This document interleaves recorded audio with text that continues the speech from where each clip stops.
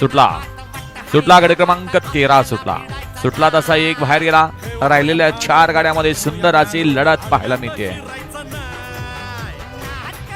कोण होतंय सेमीसाठी पात्र? सुंदर अशा गाड्यामध्ये सुंदर अशी लढत पाहायला मिळते. बैला बरोबर ड्रायव्हर आणि ड्रायव्हर बरोबर बैलांचा कसपणाला अतिशय सुंदर लढत आखूच निर्विवाद वर्चस्व. गड क्रमांक 13 मध्ये सुंदर अशी लढत झाली. पलीकडे होता शंभू आणि अलीकडे होता आकू.